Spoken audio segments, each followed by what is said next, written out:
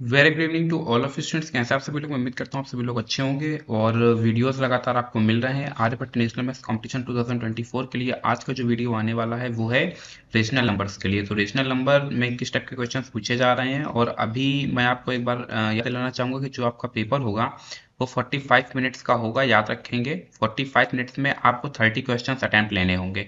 मैंने अभी तक कोई भी मॉक टेस्ट पेपर अभी 2024 के लिए अपलोड नहीं किया हुआ है।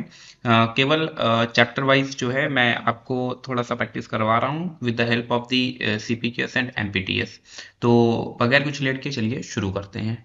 तो क्वेश्चन नंबर 1 अपने सामने रहा, how many 1/8 are there in 37:1/2। ठीक है, इस क्वेश्चन को पहले समझो कि इस क्वेश्चन में कहा क्या जा रहा है। मान लेते हैं दिस इज एन अर्न, ठीक है, ऐसा मान लिया, और इसमें कुछ क्वाइंस हैं, और ये जो क्वाइंस हैं ये एक्चुअली 2 रुपीज के हैं। ठीक है, ये हर क्वाइन 2 रुपीज का है, और कहा गया कि इस अर्न में जितने भी क्वाइंस हैं उन सबका टोटल सम जो है वो 8 रुपीज है, और हर क्वाइन 2 रुपीज का है। तो बोलो नंबर ऑफ क्वाइंस कितने हैं। तो अगर हमें ये पता करना है कि नंबर ऑफ क्वाइंस कितने हैं, तो हमने मान लिया कि 2 रुपीज के n क्वाइंस हैं, जिनका सम जो है वो असल में कितना होगा, 8 रुपीज होगा। तो 2 से 8 को कैंसिल किया, देन n इक्वल्स टू 4। तो जाहिर सी बात है कि इस अर्न के अंदर नंबर ऑफ कॉइन्स कितने होंगे, 4 होंगे। सेम प्रोसेस यहां पर भी है, बोल रहा है कि 3:1/7। अगर हम इसको सिंप्लीफाई करते हैं तो इसके सिंप्लीफिकेशन से हमको देखने को मिलता है 37 2 जा 74 175/2। पूछ रहा है 75/2 को अगर 1/8 के फॉर्म पर लिखें तो कितने 1/8 इसके अंदर एग्जिस्ट करेंगे। तो हमने मान लिया कि इसके अंदर n एग्जिस्ट करेंगे 1/8। तो 1/8 इंटू एन इक्वल्स टू कितना हो जाएगा, 75/2। 2 से कैंसिल किया, 2 4 जा 8, then we get the n/4 equals to 75। Cross multiply आप अच्छे से कराना जानते हैं, 75 into 4, then n equals to हमें कितना मिल जाता है, 300। n equals to 300 means which option is correct, option A is correct. फिर बढ़ते नेक्स्ट क्वेश्चन की तरफ। क्वेश्चन नंबर 2 में कहा जा रहा है, in a college 1/5 of the girls and 1/8 of the boys took part in a social camp. How what parts of the total numbers of students in the college took part in the camp. ठीक है, इस question को अगर थोड़ा सा देखें, थोड़ा सा स्पेशल टाइप ऑफ क्वेश्चन है, ध्यान से समझने का प्रयास करेंगे। ये जो लिखा है in a college 1/5 of the girls, 1/5 of the girls, तो टोटल गर्ल्स तो हमको पता नहीं है। तो हम ये मान लेते हैं, आप जानते हैं जो फ्रिक्शन होता है उसमें 1/5 का क्या मतलब है। 1/5 का मतलब आप अच्छी तरह से जानते हैं कि टोटल में से ये एक हिस्सा। तो इसका मतलब क्या हुआ कि आउट ऑफ, ध्यान से समझेंगे जो वे ऑफ राइटिंग है, ठीक है, out of 5 girls 1 to part, और किसमें, in the camp, in the camp. ठीक है, CAMP। ठीक है, मैंने यहाँ पर क्या बताया कि जो 1/5 ऑफ द गर्ल्स बोल रहा है, इसको मैंने लिखा कि टोटल 5 गर्ल्स में एक लड़की कैंप में पार्टिसिपेट करती है। सेम बॉयज के लिए अगर हम इस कंडीशन को अप्लाई करें तो आउट ऑफ 8 यहाँ पर आ जाएगा बॉयज, तो 1 टुक पार्ट इन द कैंप। ठीक है, अब अगर हम देखें तो बोल रहे what part of the total number of students in the college took part in the camp. तो टोटल नंबर ऑफ स्टूडेंट्स की अगर हम बात करते हैं तो टोटल नंबर ऑफ स्टूडेंट्स कितने हो जाते हैं, 8 और 5 हमने जोड़ दिए। तो यहां से पता चलेगा आउट ऑफ, और बाबू जैसे इन दोनों को ऐड किया तो यहाँ से हमको मिल जाता है 13, और क्योंकि बॉयज और गर्ल्स इंक्लूड है इसलिए अब हम इनको नाम देंगे स्टूडेंट्स। 13 स्टूडेंट्स हैं, जिसमें 2 1 और 1 को फिर ऐड कर दिया तो 2 हो गया, 2 टुक पार्ट इन द कैंप। तो अब 13 में से 2 लोग पार्टिसिपेट कर रहे हैं, तो रेशियो हमारे पास कितना आ जाता है, 2/13 आ जाता है। तो ये क्वेश्चन थोड़ा सा इंटरेस्टिंग हो जाता है, थोड़ा सा पेचीदा हो जाता है, और मैं उम्मीद करता हूँ कि आपको अच्छे समझ आ गया होगा।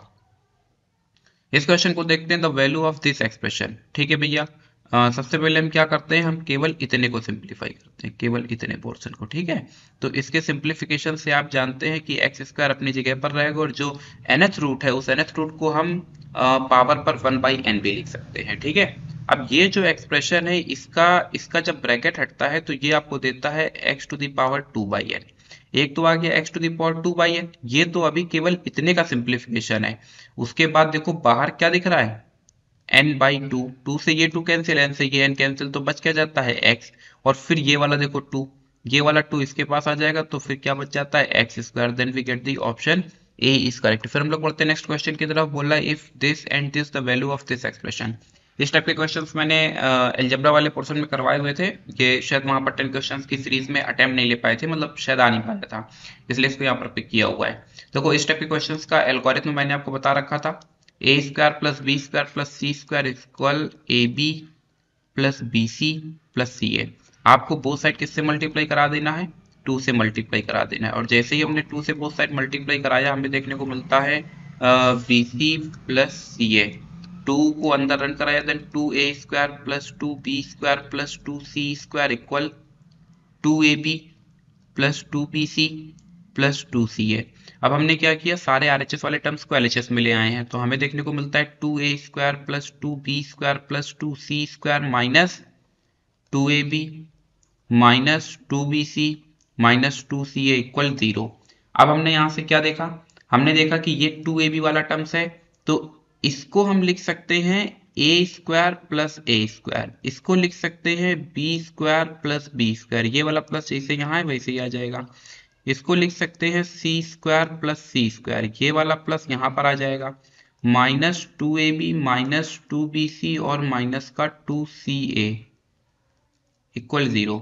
अब हमने क्या किया, एक ए ये वाला लिया, एक बी, देखो जो ले रहे हैं उसको सराउंड कर देते हैं, एक ए ये वाला ले लिया, एक बी ये वाला ले लिया, और ए बी ये वाला ले लिया। ठीक है, तो ये 3 टर्म्स तो हमारे खत्म हो जाते हैं ये एक ब्रैकेट में। दूसरा हमने ये BC लिया, तो जब BC लिया तो एक बी हमने ये वाला ले लिया, एक सी हमने ये वाला ले लिया, और ये 2BC ले लिया। ठीक है, तो यहां से एक हिस्सा और बन गया। अब जो तीसरा हिस्सा बच रहा है वो ले लेते हैं। तीसरे हिस्से में क्या है, एक सी बच रहा है, तो c² आ गया, फिर माइनस 2ca आ जाता है, फिर एक a² ये वाला बच रहा था, तो प्लस का a² इक्वल 0।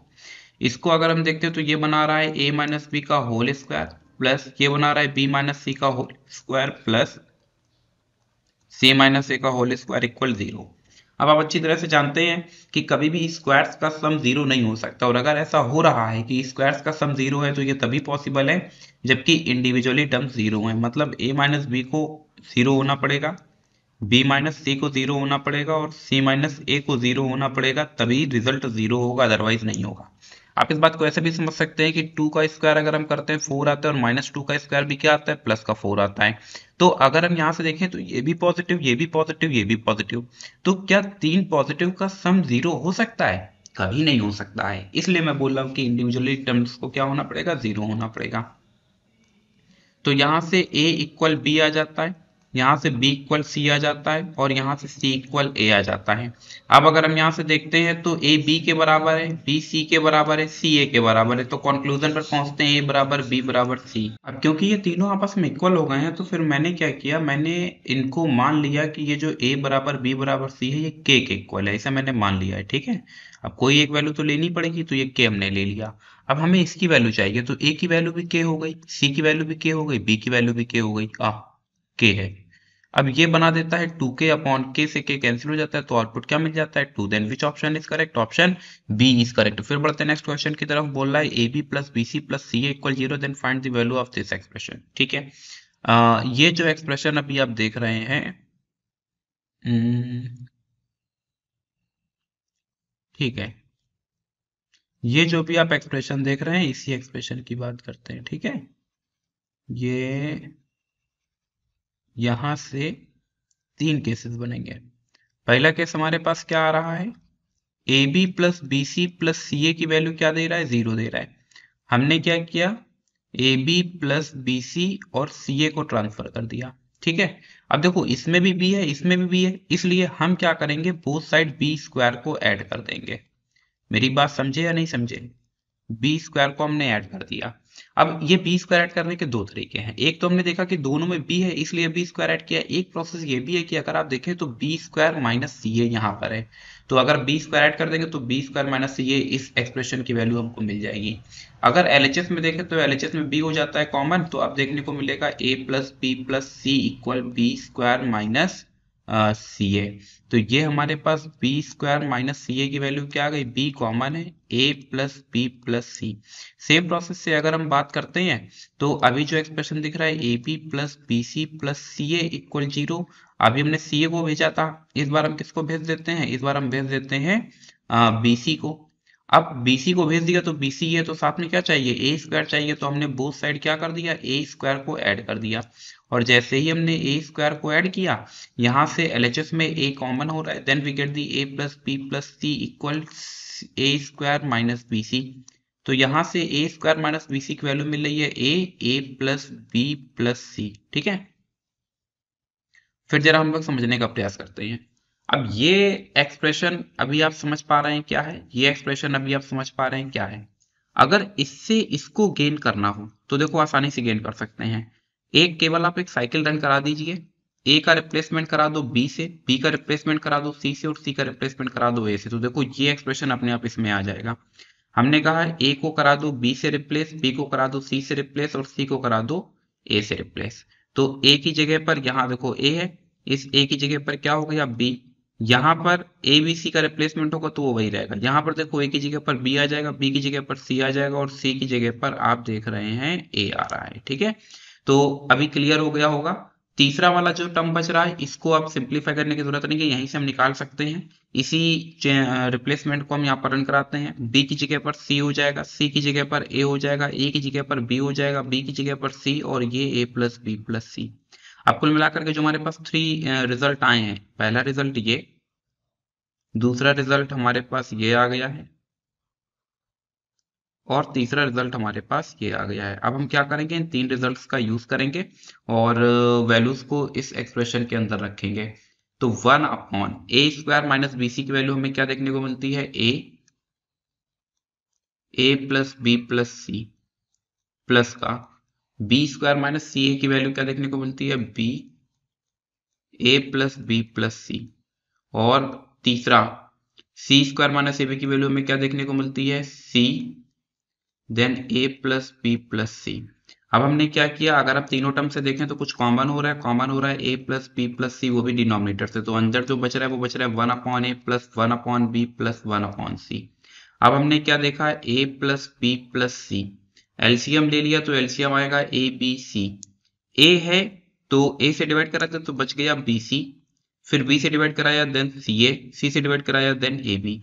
और अगर आप ध्यान से देखें तो A B plus B C plus C A किसके इक्वल है, 0 के इक्वल है। इसका मतलब यहाँ पर एक्सप्रेशन में हमें क्या देखने को मिलेगा, इधर लिख देते हैं 1 upon A plus B plus C, और ये आ जाएगा 0 अपॉन ए बी सी। और आप जानते हैं कि 0 से जो टकराएगा 0 में बदल जाएगा। Then which option is correct, option A is correct. फिर बढ़ते हैं नेक्स्ट क्वेश्चन की तरफ। बोला the arrangement of the rational numbers is ascending order is, पूछ रहा है कि असेंडिंग ऑर्डर अगर रखेंगे तो सही असेंडिंग ऑर्डर क्या होगा। इस टाइप के क्वेश्चंस को अटेम्प्ट करने के 2-3 तरीके होते हैं, या तो न्यूमरेटर को कॉमन कर लो या डिनोमिनेटर को कॉमन कर लो, मीन्स एलसीएम। समझ रहे हैं, जैसे कि अगर हम इस एक्सप्रेशन में देखें तो हमने क्या किया, हमने 2 एलसीएम ले लिया। ठीक है, एलसीएम ऑफ किसका किसका ले लिया, 2, 5 और 7 का। तो मुझे लगता है एलसीएम कितना आ जाएगा, 70 आ जाएगा। अब अगर एलसीएम 70 आएगा तो इसको 70 करने के लिए हम लिख सकते हैं -70 अपॉन 100। इसको 70 करने के लिए हम कितना लिख सकते हैं, 14 से मल्टीप्लाई। तो यहां से आपको देखने को मिलेगा 70 अपॉन, अरे 5 से 70 को डिवाइड करा या 14, 14 से मल्टीप्लाई 14 से डिवाइड, तो 14 से डिवाइड कराने पर 112। ठीक है, और तीसरा एक्सप्रेशन जो जा रहा है वो 35 से, तो 70 अपॉन, और ये कितना चला जाएगा 105। अब अगर हम देखें तो न्यूमरेटर तीनों के सेम हो गए, तो डिनोमिनेटर को हम इजीली क्या कर सकते हैं, कंपेयर करा सकते हैं, 112 और 105। ठीक है, ये और ये माइनस में, ये माइनस में, और जो तीसरा वाला पोर्शन बच रहा है वो भी क्या है, माइनस में ही है। हमको किस एक्सप्रेशन में रखना है, हमको इसे रखना है असेंडिंग ऑर्डर में, यानी बढ़ते हुए क्रम में। बढ़ता हुआ क्रम आप अच्छी तरह से जानते हैं कौन सा क्रम होता है, छोटे से बड़ा। कौन सा क्रम होता है, छोटे से बड़ा। तो छोटे से बड़े में एक चीज आप ये याद रखेंगे कि निगेटिव नंबर्स में जो बड़ा होता है वो एक्चुअल में क्या होता है, छोटा होता है। क्या कहा, नेगेटिव नंबर्स में जो बड़ा होता है वो एक्चुअल में क्या होता है, छोटा होता है। तो शुरू करते हैं और देखते हैं कि सबसे पहले हमारे पास क्या आ जाएगा। सबसे पहले देखिए आ जाएगा माइनस का 7/10। दूसरे नंबर पर 105 है और 105 जो है वो असल में 2/-3 है। और तीसरे नंबर पे 112 आ रहा है और 112 में अगर हम देखते हैं तो ये 112 असल में किसका है, 5/8 का है। तो ये आ जाता है 5/-8 और ये हो जाता है इसका असेंडिंग सिस्टम। ठीक है, तो एक बार फिर से इस क्वेश्चन को समझने का प्रयास करेंगे। दो तीन मेथड होते हैं। एक तो सिंपल सा मेथड क्या है कि आपने डिवाइड करा दिया। ठीक है, डिवाइड कराया तो जब इसको हमने डिवाइड कराया तो ये हमको देता है माइनस का 0.7, जबकि इसको जब हमने डिवाइड कराया तो ये हमको देता है माइनस का 0.86 जा 48 6 देन 2 देन 5, सही है। और इसको जब हमने डिवाइड कराया तो इसके डिवाइडेशन से आप जानते हैं आपको देखने को मिलता है माइनस का 0.66। अब अगर हम देखते हैं तो हमारे पास नंबर्स आ रहे हैं माइनस का 0.7, दूसरा आ रहा है माइनस का 0.625, तीसरा आ रहा है माइनस का 0.66।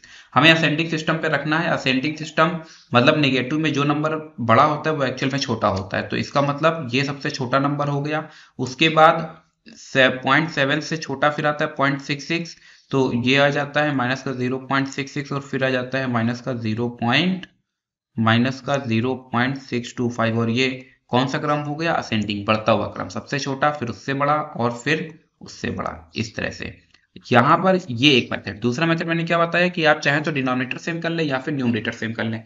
तो मैंने एलसीएम ले लिया न्यूमरेटर का, न्यूमरेटर का जब एलसीएम लिया तो ये हमें देखने को मिला 70 को हटा देते हैं और बच जो रहा है उसको देख लेते हैं 100 112 और 105। ठीक है, अब आपको पता है कि इसमें जो सबसे बड़ा नंबर है वो 112 है, फिर दूसरे नंबर पे 105 है और फिर तीसरे नंबर पे 100 है। ठीक है, लेकिन हम क्या कर रहे हैं, हम करा रहे हैं इसका रेसिप्रोकल। तो अभी सबसे बड़ा नंबर ये था, फिर दूसरे नंबर पे ये था, फिर तीसरे नंबर पे ये था। अब जब इसका होगा रेसिप्रोकल तो रेसिप्रोकल में क्या होगा, ये आपस में बदल जाएंगे। इसका मतलब जो सबसे छोटा था वो हो जाता है यहाँ पर सबसे बड़ा, तो ये हो जाता है सबसे बड़ा। फिर आ जाता है सेकेंड नंबर पे 105 और जो सबसे बड़ा था वो हो जाता है सबसे छोटा। मगर फिर एक समस्या है, और समस्या ये कि इन सब में देखो नेगेटिव साइन भी चल रहा है। अब जब नेगेटिव साइन चलेगा तो फिर वही समस्या उत्पन्न होगी। जैसे नेगेटिव आया तो जो सबसे छोटा है वो सबसे बड़ा हो जाएगा, जो सबसे बड़ा है वो सबसे छोटा हो जाएगा। तो सबसे छोटा क्या हो जाएगा, जो सबसे बड़ा था वो सबसे छोटा हो गया। और इस तरह से असेंडिंग सिस्टम पर आ गया। तो मैं उम्मीद करता हूँ कि समझ में आ गया होगा। फिर बढ़ते हैं क्वेश्चन नंबर 7 की तरफ। पूछ रहा है इसका आउटपुट क्या होगा। इस तरह के क्वेश्चन के सिंप्लीफिकेशन के लिए आप जानते हैं 1:1/8 को हम लोग लिख सकते हैं 1+1/8। सर ये कैसे लिख सकते हैं, अरे भाई इसको सिंपल फ्रिक्शन में लेकर के आओ मिक्स्ड फ्रिक्शन से, तो यहाँ से 8 बन जाए 8 और 1 9/8। और इसको भी बाबू जरा कन्वर्ट करो तो एलसीएम जब लोगे तो एलसीएम लेने पर यही तो बनेगा। लंबी सी लाइन खींची 8+1, अगेन वी गेट दी 9/8। तो दोनों से ही सेम आउटपुट आ रहा है। इसका मतलब फ्रिक्शन, मिक्स्ड फ्रिक्शन में यहाँ पर जो 1:2 के फॉर्म पर होता है उसको प्लस के फॉर्म पर भी लिख सकते हैं। इस एक्सप्रेशन को अगर हम अप्लाई करते हैं तो हमें देखने को मिलता है 1+1/8 प्लस 1+6/7 प्लस 3 प्लस और यहां से 3/5। अब हमने क्या किया, इस 1 को पिक किया, फिर इस 1 को पिक किया और फिर इस 3 को पिक किया। ये एक साथ हो गए प्लस। फिर हमने क्या किया 1/8 प्लस 6/7 प्लस 3/5, 3 1 4 और 1 5 प्लस। अब हमने क्या किया, एलसीएम ले लिया। तो एलसीएम ले लिया तो इन दो को एक साथ ले लेते हैं 1/8 प्लस 3/5। ठीक है, और प्लस का 6/7। अब हमने क्या किया 5 प्लस, इसको हमने एलसीएम लिया तो ये 40 हो जाता है। यहां से 5 प्लस 24 और यहां से क्या देखने को मिलता है 6/7। यहां से क्या देखने को मिलता है 5 प्लस 24 5 हो जाता है 29/40 प्लस 6/7। यहां से हमें क्या देखने को मिलता है, यहां से हमें देखने को मिलता है 5 प्लस वापस से हमने एलसीएम लिया तो ये तो आ जाता है 280 और 29 7 जा 30 होता तो 210 7203, सही है। प्लस यहाँ से कितना आ जाता है 240। अभी बापू हमने क्या किया, 5 प्लस इन सबको फिर ऐड कर दिया, then we get the 443 upon 280। अब आप क्या करिए, 280 से 443 को करा दीजिए डिवाइड, तो 1 टाइम्स में ही चला जाएगा। 280 ये 3, यहाँ से 6 मिल जाता है, यहाँ से 1 मिल जाता है, तो कुल मिलाकर के आपको देखने को मिलेगा 5 प्लस, इसको लिख सकते हैं 1:163 अपॉन 280। अब एक अभी स्टार्टिंग में ये वाला कंसेप्ट मैंने आपको बताया कि मिक्स फ्रैक्शन को कुछ इस तरह से भी लिख सकते हैं, इसी कंसेप्ट को मैं अप्लाई कर रहा हूं, तो ये बना देता है 5 प्लस 1 प्लस 163 अपॉन 280। 163 अपॉन 280 देखो ये दिख रहा है, 5 और 1 मिलकर के 6 हो जाता है, then which option is correct, option B is correct. इसका एक दूसरा मेथड भी था जिसमें कि आप मिक्स फ्रैक्शन को सिंपल में कन्वर्ट कर सकते थे और फिर एलसीएम लेते, फिर आगे प्रोसीड करते हैं as you wish. Question number 8 की तरफ बढ़ते हैं, बोल रहा है the rational number between 1/2 and 3/5 is. देखो इसमें रेशनल नंबर मतलब बिटवीन टू नंबर्स के बीच में रेशनल नंबर निकालने के कई मेथड होते हैं। एक तो सिंपल सा मेथड ये होता है कि आप क्या करिए, दोनों नंबर्स को यानी a और b के बीच का अगर आपको रेशनल नंबर चाहिए तो a plus B by two. तो एक प्रोसेस में तो हम लोग क्या करते हैं, हमने 1/2 किया प्लस 3/5 किया होल अपॉन 2 किया, और अब हमने देखा 5 प्लस 6 अपॉन 10/2, तो कुल मिलाकर के 11 अपॉन 20, और 11 अपॉन 20 कोई ऑप्शन में नहीं है। एक तरीका ये है। दूसरा तरीका क्या है, दूसरे तरीके में क्या होता है कि इसको भी आपने डेसिमल में कन्वर्ट कर लिया, इसको भी डेसिमल में कन्वर्ट कर लिया, और फिर सबको डेसिमल में कन्वर्ट किया, और फिर देखा कौन सा इन दो नंबर्स के बीच में लाई कर रहा है। एक तीसरा और आसान मेथड जो कि ऑप्शन पर डिपेंड करता है किस टाइप के हैं, जैसे दो नंबर्स के बीच के अगर रेशनल नंबर चाहिए, जैसे कि ये एंड, तो आप क्या करिए, न्यूमरेटर को अलग ऐड कर दीजिए, डिनोमिनेटर को अलग ऐड कर दीजिए, दिस इज अ ट्रिक। तो 3 और 1 हो जाता है 4, 5 to 7, 4/7 option B is correct, means 2 is correct. फिर नेक्स्ट क्वेश्चन की तरफ बढ़ते हैं, क्वेश्चन नंबर 9 अपने सामने ये रहा। बोला the denominator of a rational number, the denominator of a rational number is greater than it's numerator by 4। तो हमने मान लिया लेट न्यूमरेटर कितना ले लिया, x, बोले डिनोमिनेटर जो है रेशनल नंबर के, रेशनल नंबर हमने मान लिया x/y, तो x/y में x जो है वो न्यूमरेटर हो गया, y जो है वो डिनोमिनेटर हो गया, और डिनोमिनेटर कहता है कि डिनोमिनेटर जो है वो असल में कितना ज्यादा है, वो 4 ज्यादा है, तो डिनोमिनेटर हो गया x प्लस 4। फिर बोल रहा है if 4 is subtracted from the numerator, अच्छा 4 इज सब्ट्रैक्टेड फ्रॉम न्यूमरेटर, तो ठीक है 4 को हमने सब्ट्रैक्ट करा दिया न्यूमरेटर से, 2 is added in its denominator, और डिनोमिनेटर में हमने क्या कर दिया, 2 को ऐड कर दिया, द न्यू नंबर बिकम्स 1/6। तो ये जो नया रेशनल नंबर बन रहा है ये बन रहा है 1/6। आसानी से कैलकुलेट कर सकते हैं, इसको लिख सकते हैं 4/6, then we get the 1/x, x minus 4 upon x plus 6 equals to 1/6, cross multiply करा देते हैं, 6 x minus 4 equal x plus 6, मुझे लगता है कि ये 6x minus 24 equal x plus 6, यहां से x को हमने ट्रांसफर किया, then 6x minus x equal 6 plus 24, थोड़ा सा और बेहतर हमने किया, देन 6x में से x गया, then we get the 5x equal 30, then x equal 6, x की वैल्यू कितनी आ गई, 6 आ गई। हमसे ओरिजिनल फ्रैक्शन पूछ रहा था, ओरिजिनल फ्रैक्शन हमारा है क्या, x अपॉन y है, y जो असल में है वो क्या था, x प्लस 4 था, यही तो है डिनोमिनेटर। अब x की वैल्यू कितनी आ गई है, 6, तो ये आ जाता है 6 plus 4, then we get this 6 upon 10, then which option is correct, option A is correct. फिर बढ़ते हैं, आज के इस सीरीज का ये लास्ट क्वेश्चन जा रहा है, the auto rickshaw fair consist of a fixed charge together with the charge for the distance covered, ठीक है, for a journey of 10 kilometre charge paid is 85। अच्छा 10 किलोमीटर अगर चलता है तो चार्ज कितना लेता है, 85 रुपए, अगर 15 किलोमीटर चलता है तो चार्ज कितना लेता है, 120 रुपए।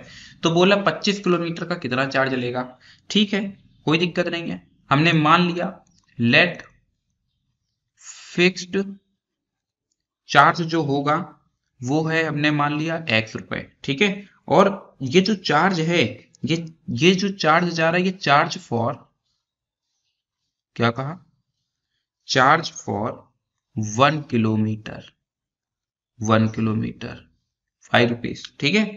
तो फिक्स्ड चार्ज x रुपए है, और अगर पर किलोमीटर के हिसाब से देखते हो तो y रुपए।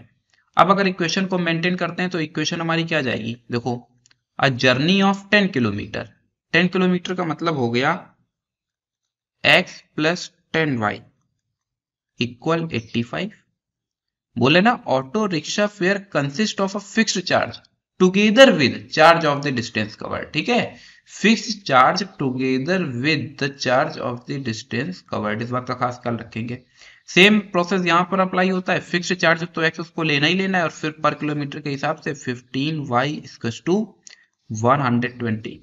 दो इक्वेशन से माइनस कर देते हैं, ये कैंसिल हो जाता है, माइनस का 5y इक्वल्स टू कैंसिल किया तो 90, और यहां से हमको देखने को मिलता है ओवरऑल माइनस का 35। कितना, माइनस का 35। Then y equals to 6। ठीक है, y equals to 7, y equals to कितना मिल जाता है 7। ठीक है, 5 7 जा 35। अब y की वैल्यू 7 आ रही है, इस y की वैल्यू को उठाया ला करके इन 1, और इक्वेशन 1 में रखा, तो इक्वेशन 1 क्या थी, 10y इक्वल्स टू 85। तो x प्लस 70 हो जाएगा 85, माइनस कर दिया तो x की वैल्यू कितनी आ गई, 15 नहीं आ गई, x की वैल्यू कितने रुपए आ गई, 15 रुपए आ गई। अब वो पूछ क्या रहा है, fair for a journey of 25 kilometre. भैया देखो 25 किलोमीटर है तो ये चीज तो क्लियर हो जाती है कि 25y होगा, मगर वो फिक्स्ड चार्ज भी ऐड है, बोला है ना, with the charge for distance covered, तो टुगेदर विद द चार्ज, तो इसका मतलब x आ गया, x की वैल्यू कितनी आ गई, 15 आ गई। 25 इंटू वाई की वैल्यू कितनी है, 7 है। 15 प्लस 175, 175 तो कितना आ जाता है, 190 rupees. Then which option is correct, option B is correct. तो मैं उम्मीद करता हूं कि आज की ये जो क्लास है आपको पसंद आई होगी, और क्वेश्चंस का अटेम्प्ट लेते रहेंगे। जो पिछले साल के जो वीडियोस हैं आप उनको भी वॉच कर सकते हैं। बस थोड़ा सा सिलेबस जो है काफी चेंजेस हुए हैं सिलेबस में, तो सिलेबस का थोड़ा सा ख्याल रखेंगे, और जो क्वेश्चंस आपके सिलेबस में नहीं उन क्वेश्चंस को आप स्किप भी कर देंगे अगर आप पिछले साल के वीडियोस देखते हैं तो। ठीक है, लगातार इस कंपटीशन में बता दूं कि अगर आप 2021 से लगातार मैं वीडियोस इसमें अपलोड कर रहा हूं, तो आप देखेंगे तो हर साल कुछ ना कुछ चेंजेस हो रहे हैं। फिलहाल आज के लिए बस इतना ही, मिलते हैं फिर किसी नेक्स्ट क्लास में कुछ न्यू प्रॉब्लम्स के साथ में। Thank you so much to all of you, and as always, may God bless you all.